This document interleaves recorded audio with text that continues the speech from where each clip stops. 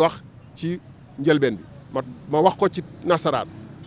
Je suis venu ce jour déposer une plainte contre X dans le cadre d'un marché d'électrification rurale qui devrait couvrir 1600 villages dans les régions de Louga, Saint-Louis, Kaffrine, Kédougou et Tamba.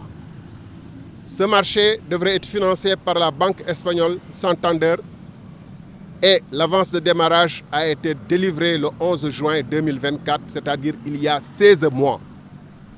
En septembre 2024, il y a plus d'1 an, la banque Santander alertait les autorités sénégalaises concernées que les 37 milliards étaient sans doute en train d'être utilisés à d'autres fins que l'électrification rurale des villages dans le périmètre concerné.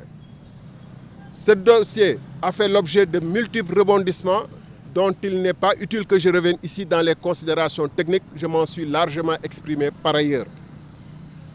Ce que je veux dire aujourd'hui, c'est que le marché est à ce jour, le financement est à ce jour suspendu. Ce qui est la preuve que les preuves attendues par la banque Santander ne sont pas encore délivrées.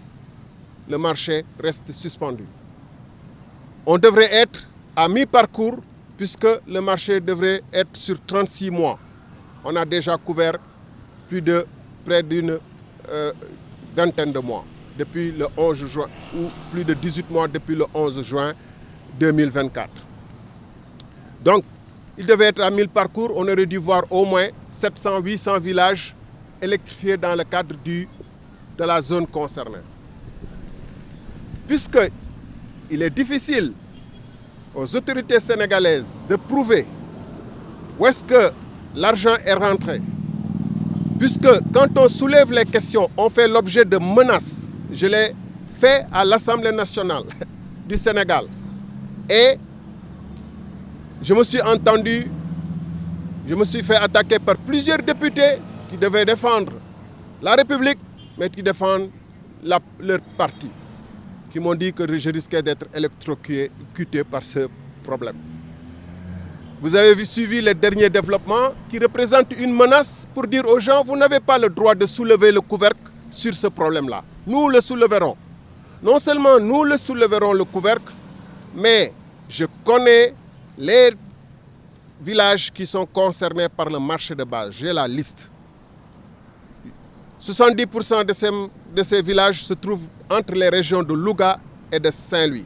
À tel point d'ailleurs que l'usine de poteaux-béton qui devrait être fabriquée pour le marché, les poteaux-béton qui devraient être fabriqués pour le marché, est installée entre la région de Saint-Louis et la région de Toulouse, où devrait être installé, puisqu'un terrain de 10 hectares avait été acquis par l'entreprise AEPA Sénégal pour fabriquer ces poteaux-béton. Eh bien, nous irons dans les régions de Louga et de Saint-Louis, s'il plaît à Dieu. Nous irons dans les principaux villages qui figurent dans le marché. Et j'invite les Sénégalais qui se sentent concernés, notamment la presse, à suivre. Dans les prochains jours, nous vous dirons quand est-ce que nous y rendrons et les villages qui devraient être concernés par le marché de base.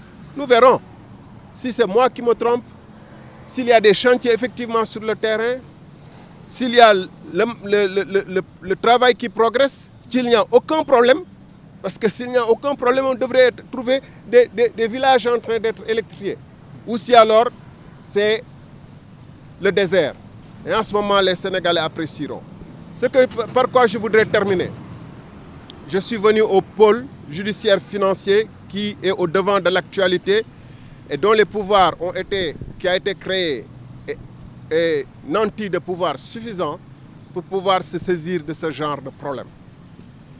Les indices probants sont assez importants puisque le pôle judiciaire financier fait l'objet et au devant de la scène, devant de l'actualité et convoque tous azimuts. Je pense que cette question qui agite l'actualité depuis plusieurs mois, qui a été débattue à l'Assemblée nationale, qui a fait l'objet de longs articles de journaux qui concernent nos relations avec un pays étranger. J'espère que cette question sera aussi examinée avec toute la diligence et la rigueur nécessaires. Parce que nous pensons et nous espérons que la justice, elle est là pour tous. Elle n'est pas là pour un camp contre un autre camp. Je vous remercie de votre aimable attention.